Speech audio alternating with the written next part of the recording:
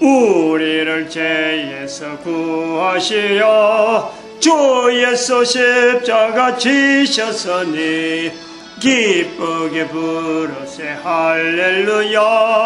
나 구원 얻었네. 찬송하세 찬송하세 찬송하세. 주님 나를 구하셨네. 찬송하세 찬송하세. 주가 구원하셨네. 아멘. 하나님 말씀 시편 119편 101절입니다. 101절 한 절 같이 합독합니다. 시작. 내가 주의 말씀을 지키려고 발을 금하여 모든 악한 길로 가지 아니하였사오며. 아멘. 모든 악한 길로 가지 아니하였다. 이런 건요, 가본 경험이 있다는 거 아니에요? 악한 길이라는 게 악한이 뭔지 안다는 거예요. 그냥 소리만 듣고 요거는 악한 길이다. 악한 길이다. 아니죠. 악한 길이잖아요. 악한 길. 물론 어떤 그 지침에 통해서 어떤 방침에 통해서 요런 악하다 가는 수 있습니다. 그러나 모든 악한 길이라고 할 때는요, 적어도 악한 길이 뭔다는 것은 경험해봤다라는 거죠. 경험하고 이제는 회복되는 그 체험이 있어야 어떤 힘이 생기는 거예요. 힘이. 어디다가 이걸 어떻게 하면 된다. 악한 길에서 헤어나려면은 어떻게 하면 된다는 것을 알게 되는 거죠. 그 직접 자기가 체험해봐서 이걸 나타낸단 말이죠. 내가 주의 말씀을 지키려고 발을 금하여 주의 모든 악한 길에서 가지 아니하였사오며. 발을 금하여 모든 악한 길로 가지 아니하였다. 참 우리 인류 전체가 이 악한 길로 가지 않기를 바라는 거죠. 인류 전체가 악한 길로 가지 않기를 바라는 거죠. 뭐 그런 뜻이 전달되어지기를 바랍니다. 어떻게 하든지 한 사람이라도 악한 길로 갔다. 그 어떻게 됐어 나중에? 갔다. 코에 숨 끊어지면 보장이 안 되잖아요. 우리 인생이라는 것이 지금 코에 숨 쉬는 것만 우리 인생이 아니거든. 우리 인간이라는 건 어마어마한 존귀하고 영원성이 있는 존재 자체가 영원성이 있다. 누가 보장하니까? 만드신 분이 보장하니까 그 영원성이 있단 말이에요. 악한 길로 가지 않기를 바라는 어떤 간절함이 있습니다. 우리가 그 교회에 노동시장에 참여라고 하면서 우리가 큰 하나의 주제를 지금 맞닥뜨렸습니다. 교회의 시장, 노동시장에 참여는 이게 분명히 경제 분야인 건 틀림없는데 교회라는 거죠. 경제도 이게 갈동말동해야 되는데 가야 될까 말아야 될까 이걸 결정을 해야 되는데 완전히 경제에 몸을 담고 그러면 또 정치 부분에도 교회가 지금까지 교회라고 하는 것은 정치에 절대 가면 안 되는 하나의 요소가 있고 또한 절대적으로 가야 되는 요소가 있는 것을 지난 시간에 말씀을 드렸습니다. 교황 정치를 통해서 1096년의 사건 그리고 지금 불과 얼마 안 되는 1935년 아마 그때 된지 모르겠는데 하여튼 그 정도에서 나타났던 그 히틀러와 나치스의 히틀러와 교황과의 조약 이런 내용들을 우리에서 어디까지 가야 되고 어디까지 가야 말아야 되고 하는 내용을 교회의 노동시장의 개입이라 하는 부분에 이걸 우리가 이야기했는데 하나 좀 그 정치에 대한 내용을 이제 그렇게 선을 꺼놨는데 지금 우리가 이 부분에 한번 소개를 해야 될 내용이 하나 있잖아요. 우리가 오래전에 글을 써놨는데 지금 이렇게 해서 우리 교회는 낮은 자리 지도자로서 나아가는 어떤 위치라 하고 나아갈 건데 근데 인류 전체를 이 산업십자군이라 하는 이 구조로 인류 전체를 앞으로 이런 구조로 만들 거다네요. 요걸 목표로 한다는 거죠. 그런데 이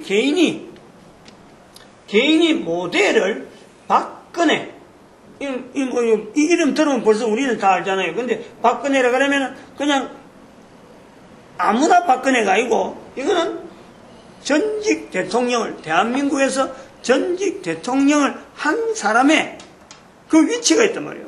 그 박근혜죠. 그 박근혜를 일컫기 때문에 지금 교회의 어떤 그 노동시장에 개입해서 정치 부분을 이야기하면은 저걸 모델이라 했으니까, 박근혜 전 대통령을 모델이라 했기 때문에 지금 정치하고 아주 같이 가는 거 아니냐, 요래 되는 거죠. 박근혜 전 대통령은 완전한 정치인의 어떤 모델이잖아, 모델. 박근혜 전 대통령을 통해서 그 사람이 경제인을 하지 아니하고 뭐 학교 교사라고도 안 하죠. 교회 다니는 어떤 성도 어림도 없어요. 철저하게 박근혜 석자는 정치인입니다.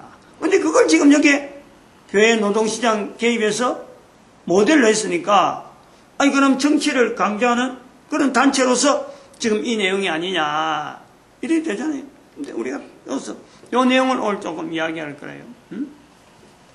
그래서 오늘 주제는 개인이, 저건 분명히 개인이라고 그랬어, 개인. 요걸 놓치면 안 되죠. 개인이라, 처음부터 이거는 개인의 입장에서 이런 거예요. 개인에게 모델이 된다, 이런 거예요. 모델을 잡아라. 단체라고 할 때 교회의 노동시장 개입, 이거는 교회는 하나의 어떤 보이지 않는 어떤 그 조직이면서 또한 그 이름 자체가 교회의 머리는 예수 그리스도시거든. 저거는 철저하게 그 속에 들어있는 모든 개인들은, 대한민국 사람부터 시작해서 모든 사람들은 이런 거예요. 전 인류를 대상하니까 모든 사람들은 대한민국의 박근혜 전 대통령을 모델로 삼아라 라는 것이 있었단 말이에요. 그런데 지금 박근혜 전 대통령, 지금 현재 2017년 8월 30일 현재에 박근혜 전 대통령이라서 대한민국 사람이 어느 누구 한 사람이라도 좋게 말하는 사람이 없잖아요. 완전히 참 대통령으로 갔다가 완전히 몰락해갖고, 그리고 지금 탄핵도 탄핵이지만은 지금 특검에 의해서 재수몸으로 지금 재판받는 거 텔레비전에 다 보이거든. 그러니까 박근혜 대통령을 모델로 삼아라. 이거는 옛날 같으면은 저걸 기록할 때도 대통령이 있을 때 기록한 건 아니고 벌써 탄핵이 됐을 때 기록이 됐어요. 옛날 같으면 그래도 동정심이나 있고, 그래도 뭔가 좀 자꾸 이렇게 회복될 수 있는 게 기대를 하고 그랬지만 지금은 어느 누구도 안 합니다. 우리 속해 있는 그 정당, 그것도 밀어내려고, 이름 자체를 빼버리려고, 이런다. 그럼 이런 때에, 이제 도대체 기록이 있기 때문에 해명을 해야 돼, 지금 여기서. 어떤 내용이 되느냐, 이걸 구체적으로 밝혀놔야 오해가 없고, 그리고 이게 정치 부분, 경제 부분, 이 부분에서 분명히 좀 선을 가르고 있는 시간에 이걸 갈라놓고 개인에 대한 요구를 지금 이제 넘어가야 되는데, 두 가지 주제로 접근할 겁니다. 우선 첫째로, 박근혜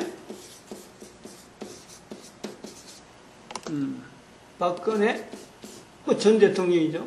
박근혜 전 대통령. 대한민국 대통령.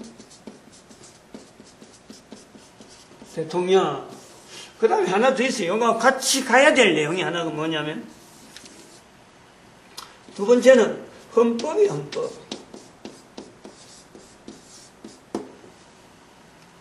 헌법의 인정이라, 헌법의 인정. 그냥이 아니고 헌법의 인정. 박근혜 대통령의 위치, 이래 되는 거예요, 위치. 지금 우리가 어떻게, 어느 위치를 둘 거냐. 헌법을 또 어느 정도 우리가 인정을 할 거냐. 헌법의 인정. 제목이 조금 애매한 어떤 제목이 들어있다 싶습니다. 헌법을 인정하고 말고 뭐 있어. 그 헌법은 당연히 인정해야 되지. 요래 되는 건데. 이런 요소가 있다, 제목에. 그래서 요 두 가지를 같이 이제 정리를 나중에 하게 될 겁니다. 우선 여기에 나중에 나온 헌법, 요 내용을 한번 우선 봅시다. 요걸 해서 앞으로 가려고 그래요. 헌법이 뭐냐? 헌법이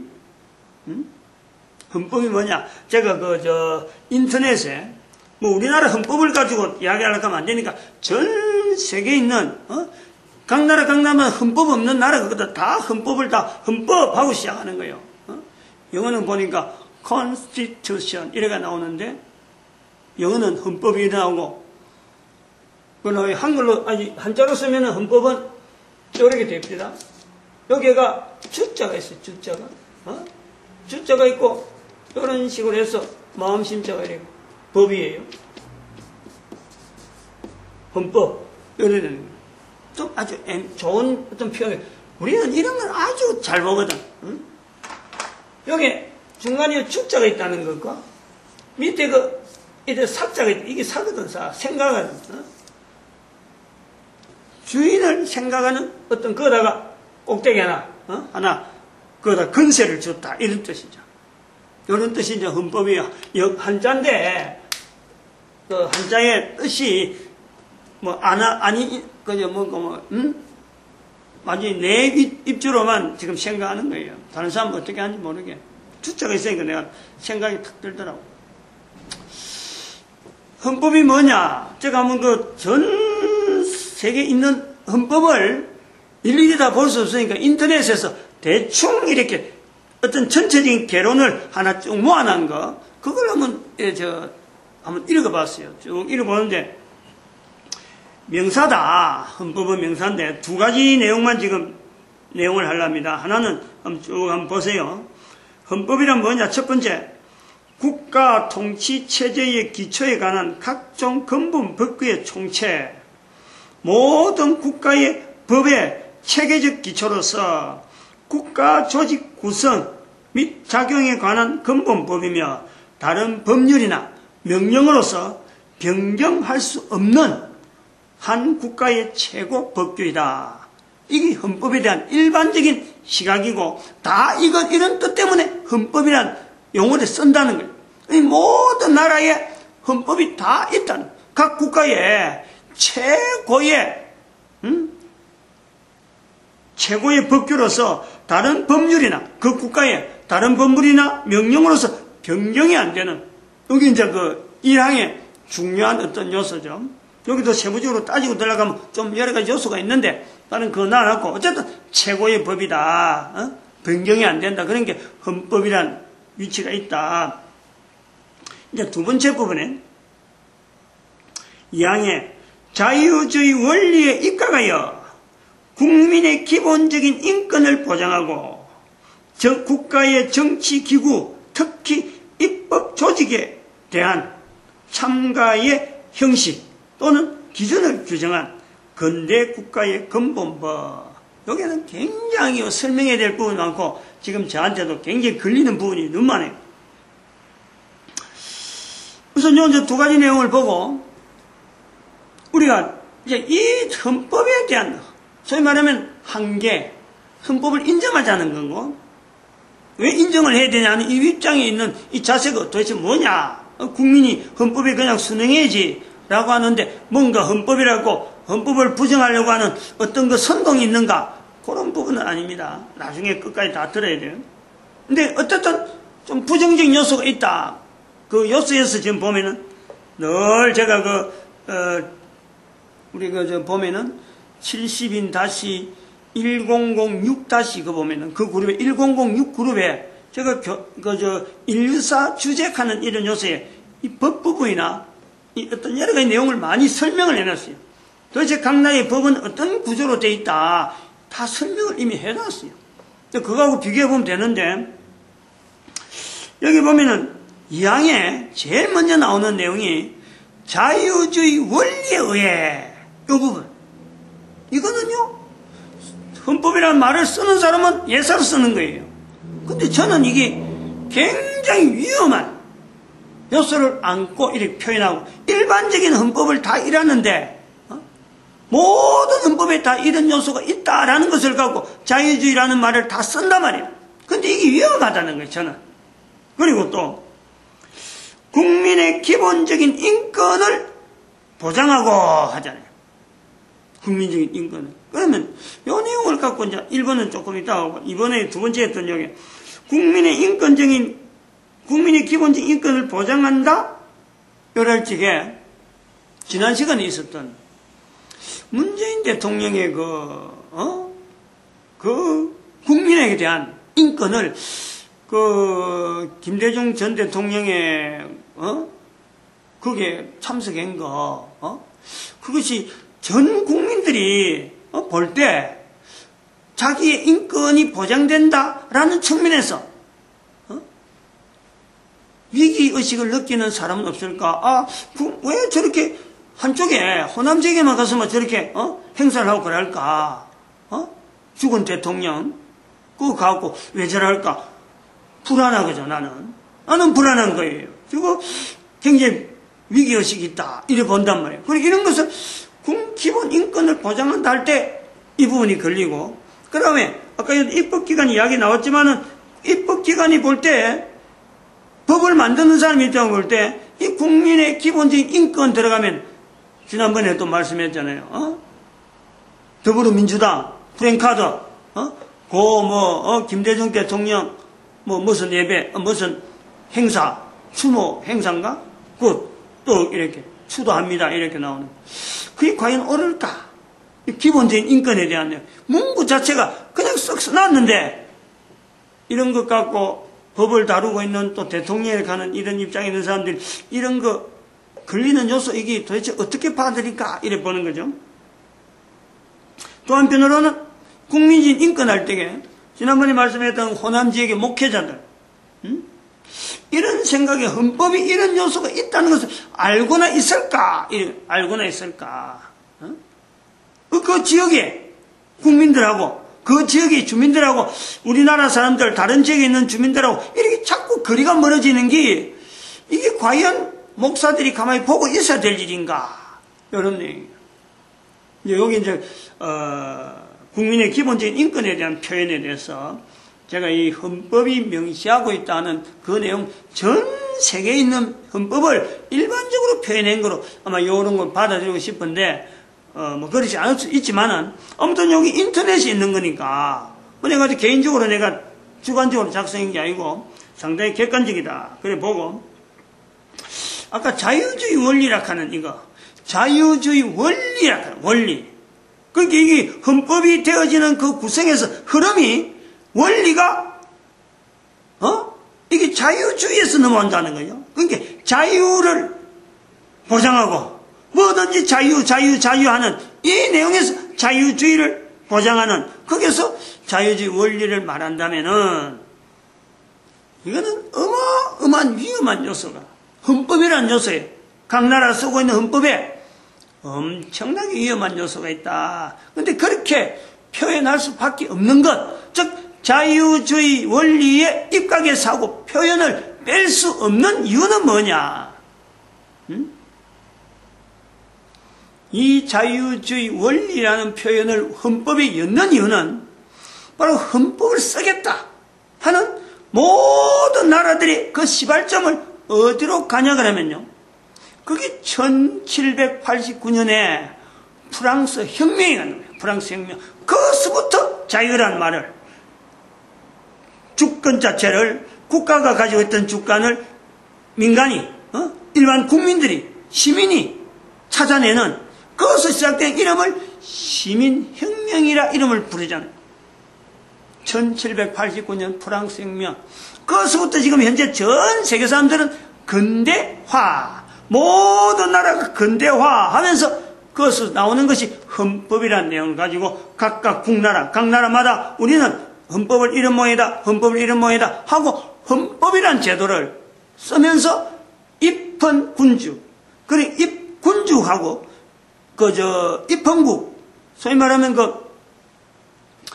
헌법을 하는 국가하고 헌법을 세우는 국가하고 또 그냥 군주국가, 전에부터 있던 왕제도하고 그 사이를 구분하던 그 시대가 넘어오다가 지금은 거의 대부분이 헌법을 우선으로 해서 통치하는 제도를 만드는 나라가 형성되어진단 말이에요. 그게 자유주의 원리에 입각했다 이 말이 이제 그것은. 근데 여기 또 하나 우리 조금 보면은 1789년에 프랑스 혁명으로 인거는 분명하다 하면은 1789년의 프랑스 혁명은 또 무엇이 근거가 되느냐? 그게 바로 1678년. 소위 말하면 산업혁명이죠, 산업혁명. 다시 말하면 지금 그게 왜 이 프랑스 혁명으로서 자유주의 입각을 해갖고 계속 사람들이 지금 이 말을 쓰느냐? 프랑스 혁명은 도대체 어떻게 일어났느냐? 영국에서 산업혁명이 일어나는 그 힘에 어떤 영향을 받아서 시민혁명이 일어났단 말이에요. 그냥 다시 말하면 이 자유주의 입각, 원리의 입각이라는 것은 노동자들이 어떤 힘을 가지고 산업화되어 가는 과정에서 이제 도시로 막 몰리면서 도시로 몰려오면서 도시에 기존에 있는 사람들하고 이 어떤 그 비율에 의해서 좌우되면서 나중에 프랑스 전체의 혁명으로 나타날 수 있는 하나의 민중 봉기 세력으로 이것이 나타나는 거예요. 이것이 지금은 헌법이라 하는 이 포장을 가지고 포장된 내용을 가지고 그것이 전부 묻혀지면서 자유주의라, 자유다, 자유, 평등, 박애 이렇게 해서 프랑스가 그 시민혁명을 그렇게 표현하고 있죠. 국회가 그렇게 나타나는 거예요. 그럼 여기 자유주의라 하는 이 말이 또 실제적으로 얼마나 위험하냐. 그 내용을 지금 쭉 넘어오는 과정에서 이런 과정이 있기 때문에 작년인가 재작년인가 미국 합중국 연방 법원의 헌법재판소에서 그 동성 결혼을 합헌으로 결정. 이게 자유주의예요. 자유주의 원리에 입각하는 거예요. 그리고 또 이것이 발달해가지고 영국에는 이런 내용이 흐르면서 영국에는 차별금지법이라. 차별을 금지하라. 자유를 주장하면서 뭐 흩어져서 아무나 다 똑같이 차별하면 안 된다. 차별금지법 해가지고는 내세우는 내용이 교회에서 전도하는데 왜 자기들 신앙, 우리 신앙 이렇다고 자기 신앙을 갖고 다른 사람한테 차별이 있다고, 내 신앙하고 차이가 있다고 다른 사람 앞에 신앙을 근거하느냐, 이렇게 해서 거부하는 거예요. 이런 내용이 발달됐단 말이에요. 이런 내용 넘어가고 있다는 거예요. 지금 우리나라도 지금 차별금지법이 현재 지금 국회에 계류된 상태로 있어요. 벌써 올라가 있어요. 상정이 돼 있어요. 그게 어느 정도 절차상 내가 발언을 그 표현을 못하겠는데 계류인지 뭐 올라가 있다 이런 말이 정확하게 안 되는지 모르지만 일단은 차별금지법이요. 곧 우리나라도 통과 직전에 있다 이 정도 돼 있어요. 그거는 결국에는 차별금지법을 통해서 교회에 다니는 사람들에 대해서 이 대한 어떤 제재가 원 목적이라. 그러면 이 자유주의라고 하는 것 때문에, 자유적인 원리 때문에, 지난번에 말씀했지만, 지난주도 말씀했지만, 대통령이, 막 내려가가지고, 대통령 권한이 맞는지 안 맞는지, 그걸 마치 그거 내려가는 게 마치 개인의 자유처럼 그렇게 표현하는 거예요. 그리고 이 자유를 가지고 우리가 이야기하는 거 들어봐요. 헌법이 있는데, 헌법을 갖고 하면서, 분명히 대법원에 의해서 징역 2년으로 판정되었고 나왔잖아요. 한명숙 전 총리가 뇌물죄로 해가지고 뇌물죄 맞나요? 그거 받아가지고 감옥서 들어갔어요. 3심까지 해갖고 갔다 왔어요. 근데 갔다 온 걸 보고 더불어민주당 지금 현재 대표잖아. 대표 추미애. 그래요. 그 하는 말이 표현이 뭐냐 나오니까 한명숙 전 총리가 나오니까 그러면서 하는 말이 대한민국의 헌법은 이렇게 하는 거예요. 헌법은 잘못됐다는 거지. 이 법 제도가 뭔가 그 사람이 판사 출신이라는데. 그러고 지금 더불어민주당의 대표인데 개인도 아니고 이거 이제 그런 게 전부 다 말하는 게 자유주의래. 자유. 그리고 지금 또 현편으로는 헌법하고 관계된 게 어저께 아닌가 국회 무슨 위원회에서 이래 그 하는데 법사위에서 모이는 이래 하는데 헌법재판관을 임명하는 거예요. 지금 현재 문재인 대통령이 추천하는 헌법재판관 한 사람을 지금 만다 안 만다 그거 하는데 심사를 하면서 하는데 이름이 여잔데 하여튼 키가 좀 크진 않은 거고 얼굴이 동글동글한 여자예요.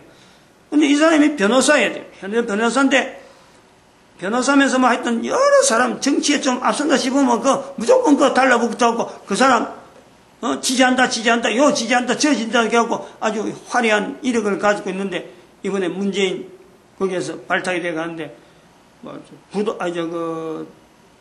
정권을 집안에서 남편이 해가지고 정권을 해갖고 5억을 벌었다나? 야, 그거 참 희한해요.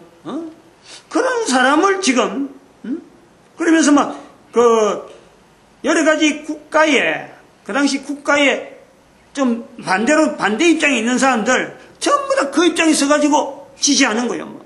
지난번 이석기 통진당들 모임에 가서도 그 가서도 막 참석하고 이 집회에 내가 지지한다 하면서 막 사인을 하고 집회 참석한 지지하는 그것도 사인을 하고 그 국가에 대해서 완전히 반대적인 그런 입장에 있는 사람을 이번에 추천해가지고 국회의원에서 하는데 이게 뭐예요? 헌법재판소에 들어가는 재판관을 여러 사람이 나오고 이 사람은 도무지 안 되겠다. 국회에서 하는데 심의하는데 안 되겠다 하는 사람 그 사람도 지금 재판관이 헌법재판소 들어가야 될 판이라 헌법에 의해서 3심까지 났는데 재판이 되었고 나하고 형을 다 받고 난 사람을 현재 국회의원이 현재 국법이 대한민국 헌법이 잘못됐다. 그리고 지금 현재 또 금년에 국회에 헌법 지금 개정 국회 헌법개정위원회가 지금 현재 발족이 돼가지고 내년에 지방선거가 있기 전에 그때 같이 헌법을 지금 통과시키려고 개정을 통과시키려고 지금 활동을 하고 있어요. 그 이야기하는 거 들어보니까 각 당이 4사람이 참석했는데 위원들이 각 당 대표가 참석했는데 각 당에 바라는 그 헌법을 이래 끌어도 고치고 저래도 헌법이 완전히 아까 전에 이렇게 헌법이라 하는 이것에 어느 누구도 손대지 못하는 어제 중요한 법이라 해놔놓고 헌법을 지금 개정하려고 하는데 칼질한 데 보면 야 이러니까 상대방이 어떨 거고 이러니까 내가 불리하고 이런 거 갖고 저울질러 이렇게 해서 만들어지는 게 여러 사람의 입에 입바가 올라가지고 만들어지는 게 헌법이더라. 여기서 우리가 생각을 많이 해봐야 돼. 헌법이라는 자리가 이렇다. 이 내용을 요 정도까지 우리 해놔놓고 그럼 이 대법원들이나 법관이 헌법을 지금 이렇게 수호한다고 하는 법원은 대법관은 지금 대법원장 지금 현재 대법원장이 탄핵 다 받을 수 있는 일은 안 했느냐. 저는 그것에 탄핵받아야 된다고 내가 어떤 소송권에 걸고 분명히 내가 의견을 제시했어요. 그리고 법원에서 나오는 이 흐름에서 판사들이 현재 정말 하나도 법에 저촉되지 않는 그런 행동을 가지고 지금 법을 심판하고 법으로 막 사람들을 다스리고 하느냐. 자신이 없을 거라. 분명히 이런 부분이야. 지금 헌법이 그렇다. 법이.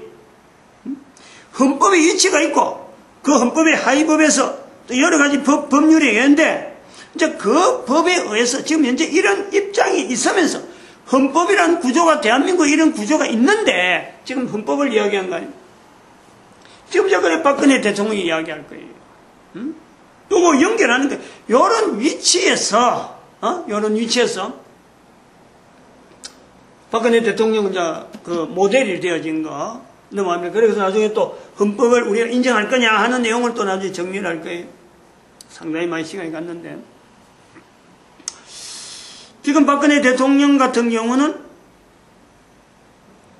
지금 이재용 이재용 삼성그룹 부회장은 지금 현재 특검에 의해서 지금 판결이 났어요. 5년, 징역 5년으로 났단 말이죠. 그게 죄인이다. 그러면은 박근혜 대통령도 판결이 나서 재수로서 이제는 옥살이해야 될 거는 분명해요. 제가 지금 하는 말씀은, 드리는 거는 박근혜 대통령이나 이재용 삼성그룹의 이 부회장이 이 내용을 같이 보려는 거예요, 지금. 같이 이야기를 이제 비교해서 할 거예요. 죄인이다 하는 것에 대해서 법이 죄인이라고 했는데, 아까 추미애 그 대표처럼, 이거 헌법이 잘못됐다, 이런 내용을 이야기를 하는 게 아니에요. 분명히 죄인인 것을 인정을 합니다. 죄를 지었어요. 현행법에 분명히 잘못했어요. 현행법에 잘못했다라는 거하고 법을 집행해야 되는 거하고는 차이가 있단 말이에요. 차이가. 현행법에서 법률로 적용해서 요런 죄를 했을 때는 요런 것에 이제는 형을 살아야 된다. 이거 하고 죄인이라 하는 거하고는요. 어떤 별개. 분명히 죄인인 건 같지만은 거기에서 형을 이만큼 살아야 된다 하는 거는요. 또 다르게 적용되는 요소가 엄청나게 있어요. 죄가 없다.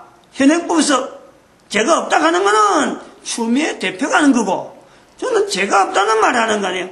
죄가 있는데 박근혜 전 대통령하고 이재용 부회장 같은 경우는 이 죄인이라 하는 내용을 가지고 법을 집행하는 이 부분을 다른 사람, 예를 들어 한명숙 전 대통령이나 전 대통령께서 미안한데 지금 전 국회 총리, 국무총리라든지 여러 가지 이석기에 대한 이야기를 하듯이 그 사람들 두고 비교하고 형량을 매기듯이 주어지는 죄에 대해서 집행을 그런 식으로 가는 거, 죄이라고 해서 죄에 따라서 같이 형량을 매기는 거, 이것이 과연 우리는 다르게 생각할 것이 없느냐, 다르게 볼 수 있는 내용이 없느냐, 요거 이야기하는 거예요. 그 부분에 바로 우리에게 박근혜 전 대통령이 모델이라, 우리에게 모델이 되어지는데,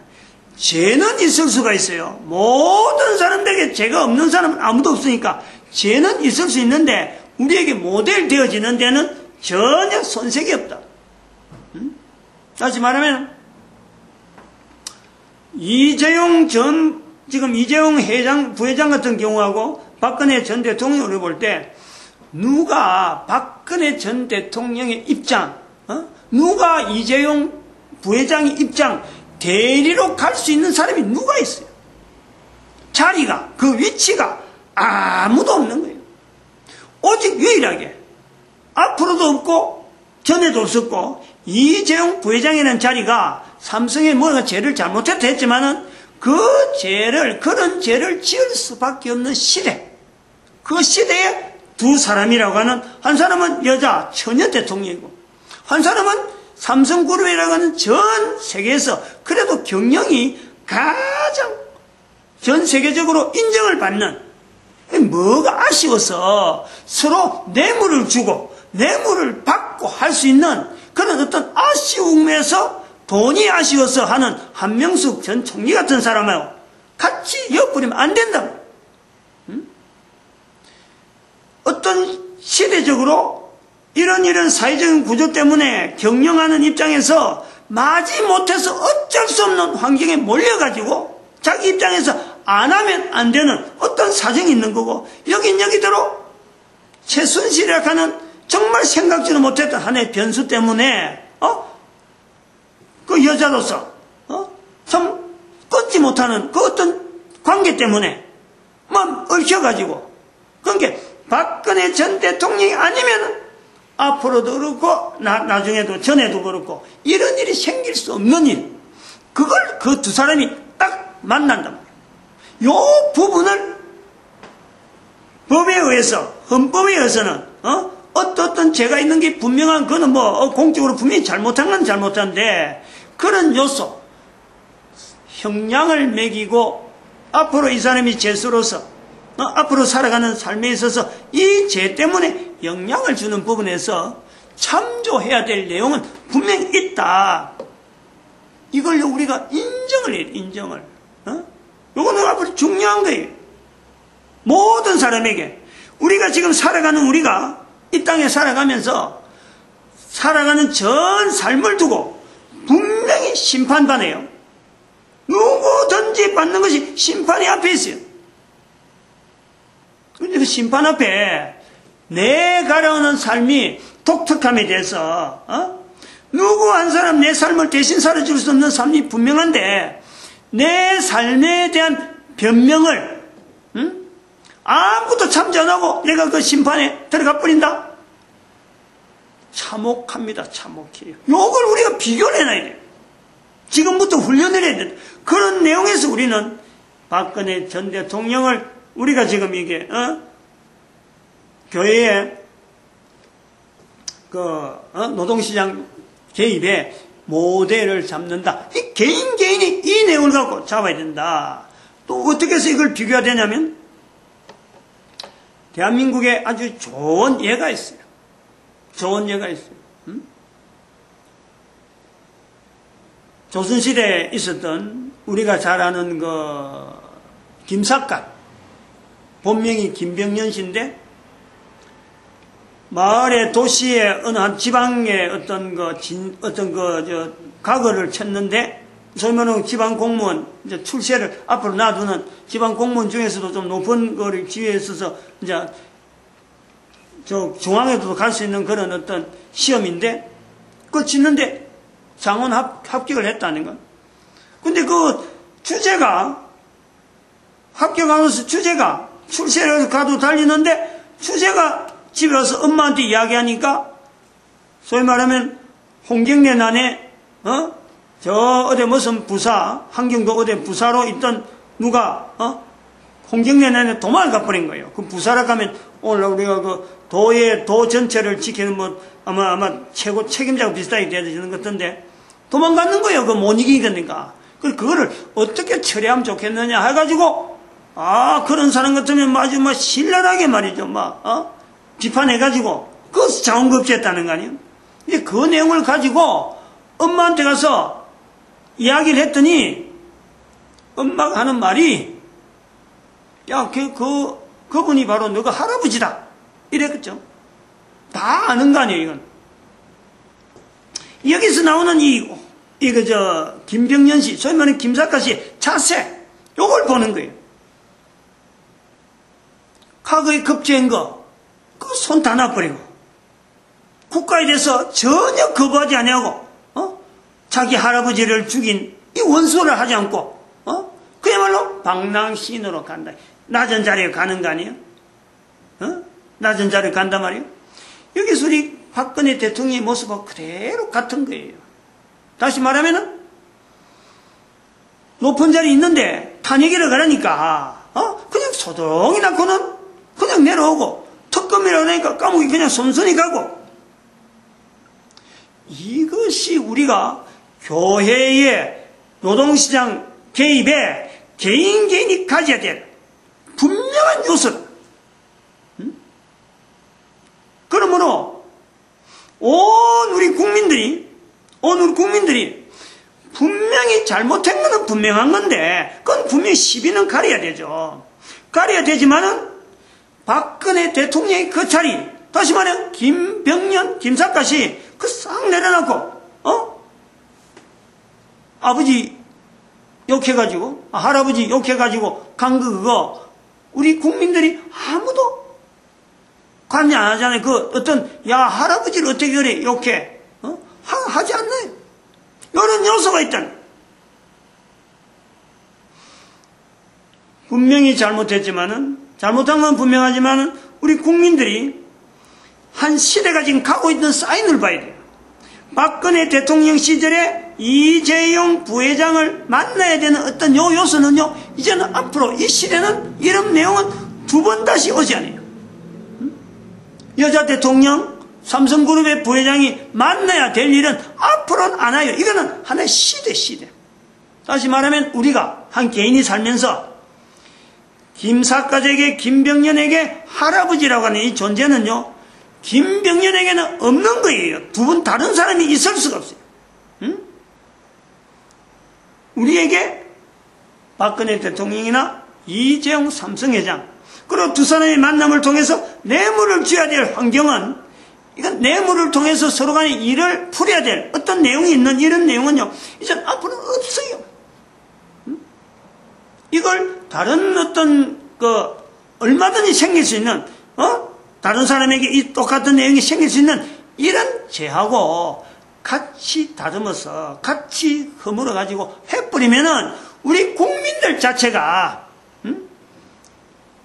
자존감이라든 이런 것 자체를 상실하게 되는 거예요. 우리 국민의 아주 독특한 환경, 김병년이라는 어떤 분명한 우리 조상이 한 사람 있으면서 남겨준 그걸 가지고 박근혜 대통령을 통해서 우리가 또 하나 봐야 될 것은 김병년을 아버지라고, 할아버지에 대한 관계 때문에 자기가 그냥 손을 놨듯이 박근혜 대통령을 어머니의 자리를 우리는요 받아들여야 된다. 현재 살아있는 사람을 우리가 볼 수 있는 그런 눈이요 우리가 필요한. 그래서 살아있는 사람에게 대해서 우리가 분명하게 또 죽고 나서 그 사람 뭐 이렇게 높이 살 게 아니라 살아있을 때 그 자리를, 그 위치가 얼마나 중요한데, 그 귀한 결정, 고스란히 내려옴으로 통해서 우리 국가가 얼마나 평안하게, 처음에 정권 이양이 얼마나 평안하게 됩니까?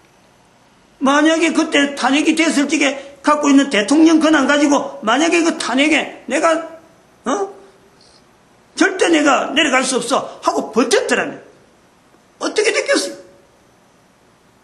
김병년 씨와 박근혜 대통령 현재 살아있으면서 비슷한 내용을 보면서 죄에 대해서 우리가 또 그래 볼 수 있잖아요. 아버지가 죄가 있다, 엄마가 죄가 있다, 자녀가 그런 부모를 뒀다고 해서 자녀가 엄마의 연을 끊고 부모의 연을 끊으면서 나는 죄 안 짓는데 할 수 있는 사람이 아들, 딸들이, 그거는 뭐 가족관계 아니라 하면 할 수 없지만, 가족관계 안 하고 이제 더 이상 연을 끊겠다고는 할 수 없지만, 자녀된 도리로서는 그래 못하죠. 우리가 그런 눈으로 볼 수 있는 시각이 필요하다. 그래서 이 내용을 이제 정리를 하는데, 헌법이라고 하는 헌법은 소위 말하면 지금부터 1789년부터 헌법을 도입한 거예요. 그런데 이 헌법이 있기 전에 헌법이라고 써둔 기관이 있어요. 그 헌법을 쓰던 기관을 본따서 사실은 헌법이라고 하는 거예요. 그것이 언제냐면은 1517년 이후로 종교개혁이 일어나면서 교회가 기존에 교황이 있던 데가 아니고 교황에 떨어진 개신교회가 헌법이라는 이름을 가지고 국회가 하는 여러 가지 형태를 지금도 하고 있는 거예요. 그건 볼락하면 지금 확인해 보려면 각 교단에 헌법 자체 이름 보면 헌법책을 내놔가면 전부 다 헌법책 다 내납니다. 교단마다 우리는 이런 헌법을 쓰고 있어, 우리는 이런 헌법을 쓰고 있어. 파가 다르니까. 근데 같은 이름으로 헌법 하는 거예요. 다시 말하면 지금의 헌법은 불안할 요소가 있는 것은 사람이 1789년부터 받아들이기 때문에 헌법이, 그것보다 앞서 있던 헌법이 어디로 기초해서 헌법이냐? 성경을 기초했단 말이에요. 성경을 기초한 헌법이 있으므로 이 헌법은 늘 헌법 개정이 있는데 실제로 성경을 기준해서 만들어진 이 교회 헌법은요, 성경이 안 바뀌면은 이 개정이라는 게 없어요. 물론 부분적으로 자꾸 보강은 있지만은 헌법은 개정을 하지 않는 거예요. 성경이 변하면은 변하지만 이런 요소가 있다, 차이가 있다. 그러면 그 헌법의 모법이 되는 교회의 헌법은 사람에 대해서 어떻게 다루느냐. 예를 들어서 박근혜 대통령에 대해서 이야기한다면은 제가 볼 때는 저는 그렇게 해석을 하는 거예요. 하나님께서 지금 모든 사람들에게 개인이 가지고 있는 잘못을 사실은 교회 안에서는 성경을 가지고 자꾸 이런 거 잘못해도 우리가 바로 하자고 이게 되는데, 교회 밖에 있는 사람에게는 누구를 통해서 바라봐라. 교회 성경 밖에 있는 사람한테 누구를 통해서 바라봐라 할 사람이었어요. 제가 볼 때는 그 역할, 교회 안에 들어오지 못한 사람들에게 적어도 박근혜 대통령만큼만 행동해라.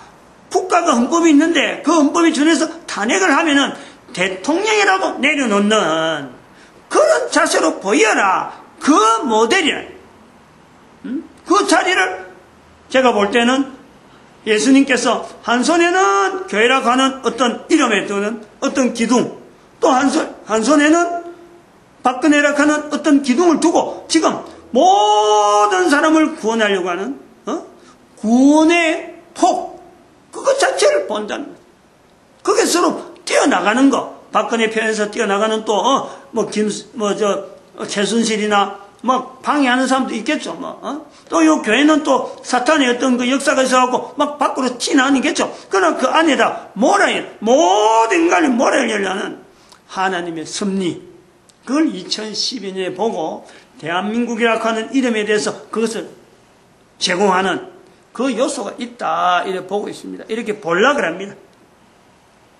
그래서 한글 하면은 국론 타도, 국론 분열 타도, 그런 인류의 하나됨, 모든 사람이 입에 하나님 한 분에 대한 것만 주로, 한 손에 교회를 통해서, 교회라는 하는 막대기를 통해서, 또 하나는, 박근혜라 하는 어떤 교회 밖에, 성경 밖에 있는 사람의 어떤 한계를 통해서 모든 사람을 다 그 안에 집어넣어가지고 입술로 예수를 그리스도라, 주님이라 하는 데에 대한민국을 쓰고자 하는 어떤 섭리가 있다, 이렇게 보고 있습니다. 마칩니다. 기도드립니다.